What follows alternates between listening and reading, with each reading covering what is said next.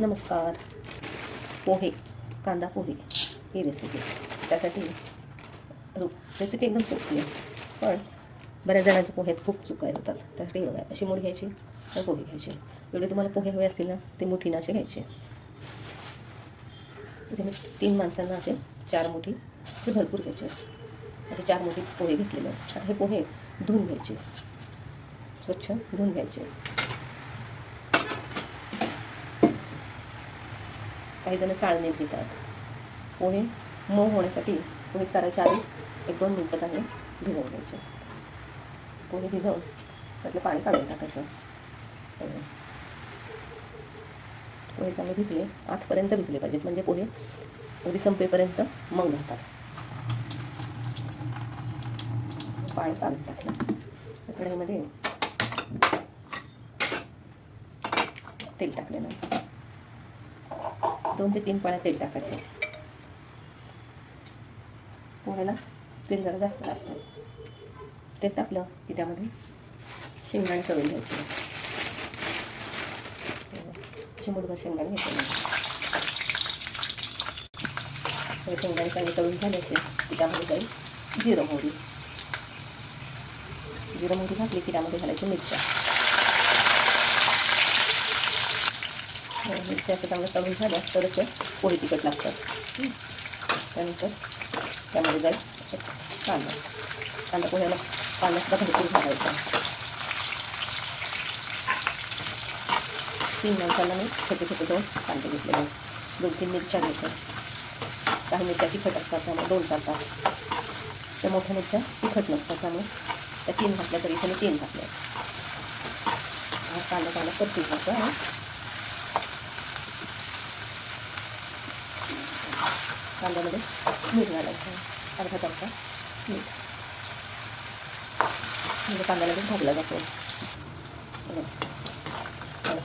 कढीपत्ता होतो, कढीपत्ता घालायचा. कढीपत्ता नंतर घालायचा, नाही मग तो तेलात टाकला तर जळतो. कांदा इथे चांगला परतून झालेला आहे. रेसिपी वाटते सोपी, पण ती परफेक्ट होण्यासाठी सगळं कसं प्रमाणात घातलं म्हणजे छान होऊन जातं. पोहे जनरली सगळीकडे केले जातात. काही जण बटाटे घालतात, काही जण टॅमॅटो घालतात. प्रत्येकाची करण्याची पद्धत वेगवेगळी असते. फक्त पोहे वातड होऊ नये म्हणून एक पोहे करायच्या आधी सुरुवातीला असे भिजवून ठेवायचे.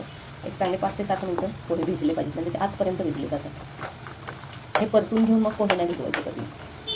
तर यामध्ये कांदा चांगला परतून झाला, यामध्ये हळद, अर्धा चमचा हळद,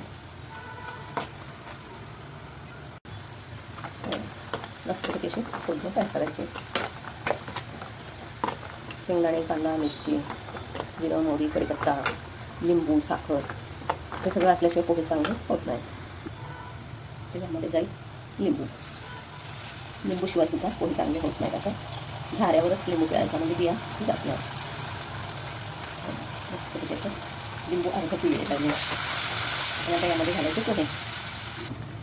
हे बघा, आता पोहे मी घालून घेतलेले आहेत. त्यामध्ये जाईल अर्धा चमचा साखर.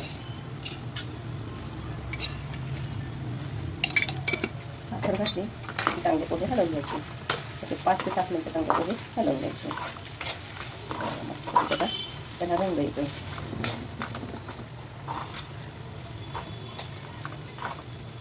पोहे 3 ते 4 माणसाला सहज पुरतात. पोहे हा पोटभरीचा नाश्ता असतो. कधी कधी संध्याकाळच्या जेवणातसुद्धा तुम्ही पोहे करू शकता. सारखं भाजी पोळी खाऊन कंटाळतो. हे भरपूर सारी कोथिंबीर पाहिजे. लिंबू कोथिंबीर असल्याशिवाय पोहे चांगले होत नाहीत. 1-5 मिनटं वाफ काढून घ्यायची. बघा, आपले गरमागरम पोहे पाहिजे. 1-5 मिनटात वाफ काढून घ्यायची. वाफ नक्की काढा, त्यामुळे पोहे मऊ लुसलुशीत होतात एकदम. 1-5 मिनटानं झाकण काढायचं. पोहे चांगले हलवून घ्यायचे.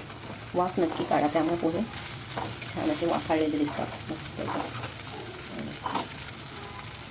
फक्त 2-3 मिनटं तुम्ही झाकून वाफ काढली तरी चालेल. पण वाफाळलेले पोहे छान लागतात. कधी पण अशी वाफ आली पाहिजे पोह्याला. मस्तपैकी आपले गरमागरम पोहे पाहिजे. अशी वाफ आली ना की पोहे एकदम मऊ लुसलुशीत राहतात.